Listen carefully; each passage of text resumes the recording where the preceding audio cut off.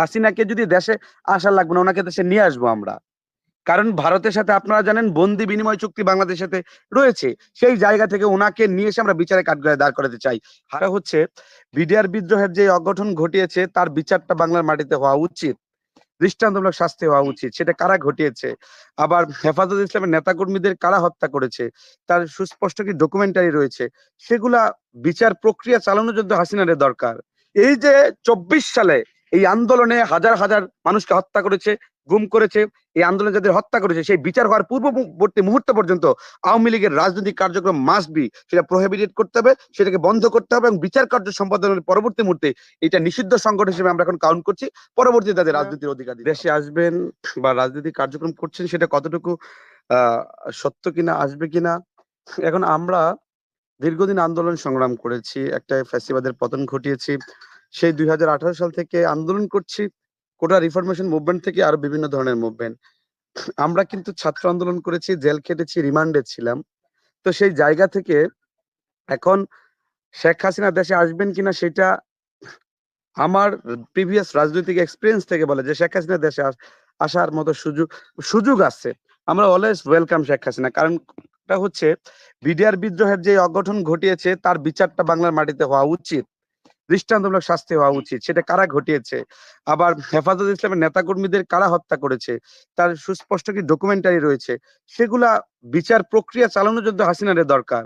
হাসিনা তার আত্মপক্ষ সমর্থনের জন্য বাংলাদেশের বিচার বিভাগ, হাসিনা যে ক্যাঙ্গারু মার্কা কোর্ট তৈরি করেছিল, বর্তমান বাংলাদেশ রাষ্ট্র ব্যবস্থায় অন্তত পক্ষে আওয়ামী লীগের মতো ওই দলীয় দাসবৃত্তি, লেজুর বৃত্তি এবং ক্যাঙ্গারু মার্কা কোর্ট বাংলাদেশে নাই। সেটা থাকবে না, কার্যক্রম পরিচালিত হবে না। সেই জায়গা থেকে আমরা স্পষ্টভাবেই বলি যে হাসিনা দেশে আসবে, ইটস ওকে, সেটা ওয়েলকাম। কিন্তু হাসিনার সৎসাহস আছে কিনা?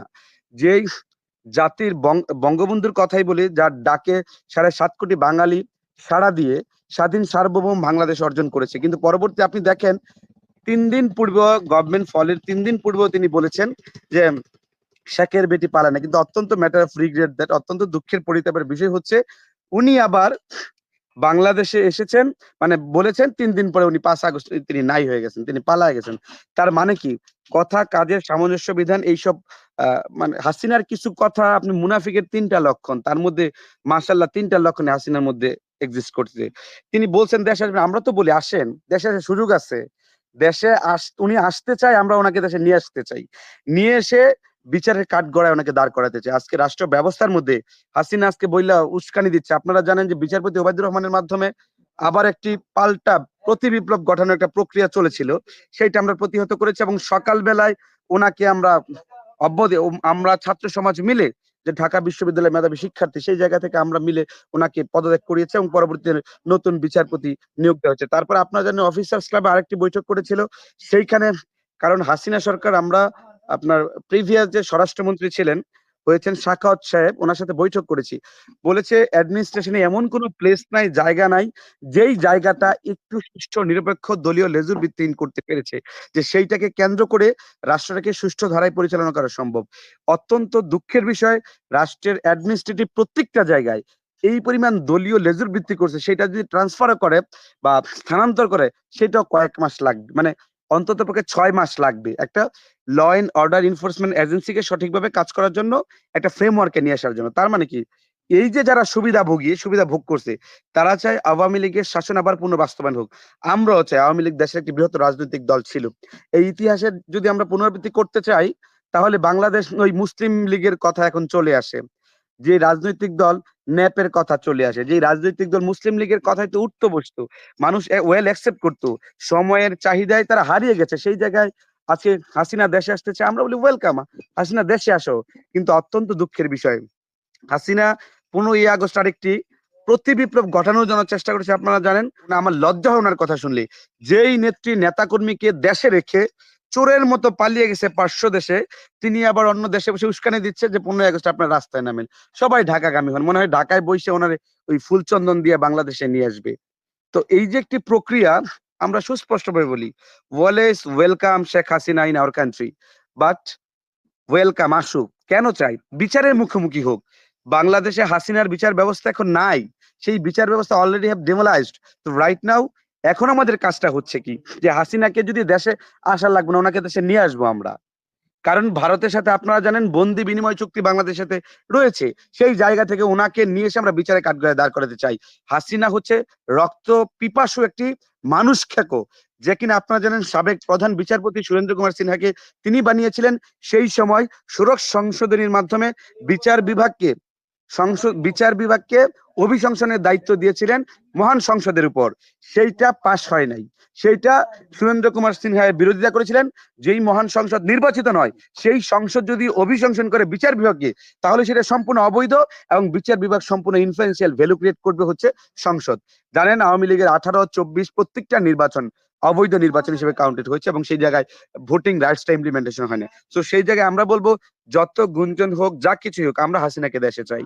এমনকি ডক্টর মোহাম্মদ ইউনূসের সাথে আমরা বৈঠক করেছি। আপনি জানেন আমরা স্বরাষ্ট্রমন্ত্রীর সাথে বৈঠক করেছি। আপনি জানেন আমরা মুর্শিদ আপ্পার সাথে বৈঠক করেছি। সবার সাথে একটা কথা তুলে ধরার চেষ্টা করেছি যে মাস্ট বি আওয়ামী লীগের যেই নেতৃবৃন্দ রয়েছে, আমরা চাই না বিএনপির আমলে মানে আওয়ামী লীগের আমলে যেইভাবে রাজনৈতিক প্রতিহিংসার শিকার হয়ে মামলাগুলো দিয়েছে, যেমন জামাতের ভাই আমার খুব সুন্দর কথা বলেছেন, তিনি ছাত্র শিবিরের নেতৃত্ব দিয়েছিলেন, যে তাদের উপর রাজনৈতিক প্রতিহিংসার ভিত্তিতে কোনো প্রকার মামলা না হোক। এইটা করা যাবে না, যেটা আওয়ামী লীগ সরকার করেছে।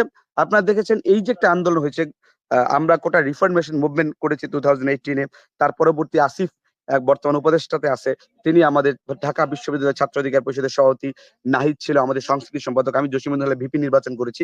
সো আমাদের লক্ষ্যটা হচ্ছে কি বিচার বিভাগের স্বাধীনতা আনয়ন করা, কারণ এবং সেই স্বাধীনভাবে বিচার বিভাগকে আমরা চাই হাসিনার বিচারের ক্ষেত্রে প্রয়োগ করতে। আরেকটা ব্যাপার আপনাকে বলি, এইটা আপনি জানেন যে পরবর্তীতে এনএসআই ডিজিএফআই বিভিন্ন রিপোর্ট অনুযায়ী 3 থেকে 4 বার 21শে আগস্ট একটা coup করার প্রচেষ্টা চালিয়েছিল। সেই জায়গায় আমরা বিভিন্ন রাজনৈতিক দল আমরা রাস্তায় সোচ্চার ছিলাম, আমরা ছিলাম।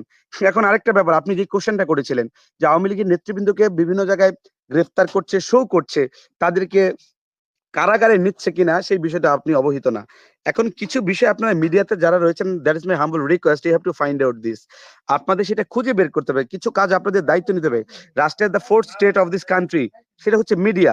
কিন্তু বিগত সময় আপনারা জানেন এই যে এত ইন্টারনেট বন্ধ করে দিল, কেবল কানেকশন গুলো বন্ধ করে দিল, কিন্তু গভর্নমেন্ট ফলের আন্দোলন বিন্দুমাত্র স্থিমিত করতে পারেনি। তার মানে কি নেট বন্ধ করেই একটি ফ্যাসিবাদী সরকার তার ক্ষমতাকে দীর্ঘায়িত করতে চাইলে সেটা সম্ভব না, সেটা পারবে না।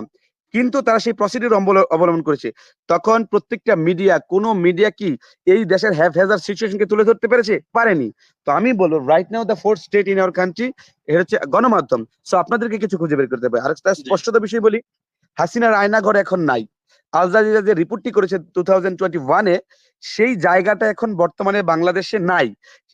তাদেরকে প্রশাসনিক ল অ্যান্ড অর্ডার এনফোর্সমেন্ট এজেন্সিকে সঠিকভাবে ইমপ্লিমেন্টেশন করার জন্য তাদের গ্রেফতার করছে, তাদেরকে আপনি দেখছেন অনেকে পাবলিশ করছে, তাদেরকে আর গুম খুন বিচার বহির্ভূত হত্যাকাণ্ড হতে হবে, সেইটাই বাংলাদেশে হবে না। এটা আওয়ামী লীগের শাসন ব্যবস্থা না এখন। তাদের কোটা হয়তো আপনারা জানছেন না, তাদের কারাগারে নিচ্ছে, এই বিষয়টা অবশ্যই পরিষ্কার হবে। আরেকটা বিষয় আমি স্পষ্টত বলতে চাই, আওয়ামী লীগের দোসর বিশেষ করে জাতীয় পার্টি যারা তাদেরকে দীর্ঘদিন এই ফ্যাসিবাদী শাসনতন্ত্র কায়েমের জন্য সহযোগী ভূমিকা পালন করেছে, তাদেরকেও বিচারে আওতাধীন আনতে হবে। আর হাসিনাকে ভারতে আমরা ওই উপদেষ্টার সাথে বৈঠক করে এটাই আমরা বলেছি, মাস্ট বি দেশের ল এনফোর্সমেন্ট অর্ডারকে সঠিকভাবে পরিচালিত করার জন্য হাসিনাকে বন্দি বিনিময় চুক্তির মাধ্যমে বাংলাদেশে নিয়ে আসতে হবে এবং এই জায়গায় বিচার কার্য করতে হবে। আরেকটা বিষয় স্পষ্টত আমরা বলি, আওয়ামী লীগের রাজনীতি বাংলাদেশে আমরা একটা রাজনৈতিক দলকে নিষিদ্ধ করা, জামাতকে নিষিদ্ধ করেছে সন্ত্রাস বিরোধী আইন 18-র 1 ধারায়। ওখানে কোনো ব্যক্তি বা প্রতিষ্ঠান যদি রাষ্ট্রবিরোধী সন্ত্রাসী কার্যক্রমে লিপ্ত থাকে, শেষ করে দেই যে তাদেরকে করবে, যেটা জামাতের উপর ইমপ্লিমেন্টেশন করার সুযোগ ছিল না। তারা তাদের গায়ের জোরে প্রতিহিংসায় বশবর্তী হয়ে তাদেরকে নিষিদ্ধ করেছে। আওয়ামী লীগকে করা যায়, ছাত্রলীগ যুবলীগ যে ধরনের অঘটন ঘটিয়েছে, নির্যাতন করেছে, হত্যা করেছে, জড়িত তাদের করা যায়, আমরা সেটা বলছি না। অন্তত পক্ষে এই যে 24 সালে এই আন্দোলনে হাজার হাজার মানুষকে হত্যা করেছে, গুম করেছে, এই আন্দোলনে যাদের হত্যা করেছে সেই বিচার হওয়ার পূর্ববর্তী মুহূর্ত পর্যন্ত আওয়ামী লীগের রাজনৈতিক কার্যক্রম মাস্ট বি, সেটা প্রহিবিটেড করতে হবে, সেটাকে বন্ধ করতে হবে এবং বিচার কার্য সম্পাদনের পরবর্তী মুহূর্তে এটা নিষিদ্ধ সংগঠন হিসেবে আমরা এখন কাউন্ট করছি, পরবর্তীতে তাদের রাজনীতির অধিকার দিতে হবে। বিচার হওয়ার সুষ্ঠু তদন্ত সাপেক্ষে বিচার হওয়ার পূর্ববর্তী মুহূর্তে আওয়ামী লীগকে বাংলাদেশের রাজনীতি করার সুযোগ দেওয়া যাবে না, তাহলে বাংলাদেশের ফ্যাসিবাদের আবার সৃষ্টি হবে। সুতরাং আমি এটাই বলতে চাই, হাসিনা দেশে আসার মতো সক্ষমতা, সৎ সাহস নাই। আমি 30 সেকেন্ড শেষ করে দিচ্ছি। আরেকটা কোশ্চেন করেছিল ডক্টর মোহাম্মদ ইউনূসকে যে এই যে বঙ্গবন্ধু জাতির পিতা বলেন বা জাতির জনক বলেন, তাকে তো এত পরিমাণ ইভালুয়েশন করছেন। একটা জাতির জনক যিনি যার ডাকে এত সাড়া দিয়েছে, দেশকে স্বাধীন করেছে, সেই ব্যক্তিটাকে যখন মানে মাথায় উঠে, আসলে এটা আমার কষ্ট হচ্ছে যে প্রস্তাব করছে পর্যন্ত এই বিভিন্ন মানুষ। তো ওয়াই? তিনি বঙ্গবন্ধু তো এই অঘটন ঘটায়নি। তখন বলছে that is not the question of mind. You have to make a question on the concern on the surroundings, you have to make a question the G. Former prime minister Sheikh Hasina. Sheikh হাসিনার প্রশ্ন করেন কেন এই কর্মকাণ্ড করছে, এই আনসার তো আমাদের নাই। সুতরাং হাসিনা এই ধরনের রাষ্ট্র ব্যবস্থা কায়েম করেছে, এখন আওয়ামী লীগ দেখলে মেসে বহে, এটা গালিতে রূপান্তরিত হয়েছে। So আমি স্পষ্টতই জি, বলতে চাই, ধন্যবাদ শেখ মাহমুদ। দ্বিতীয় হাসিনা পর্যায়ে কেন আসবো আমি তার আবার আপনার স্যার। আওয়ামী লীগের নেতাকর্মী দেশে আসার মতো সক্ষমতা তাদের নাই, সেই সৎ সাহস তাদের নাই, সেটা কখনো পারবে না।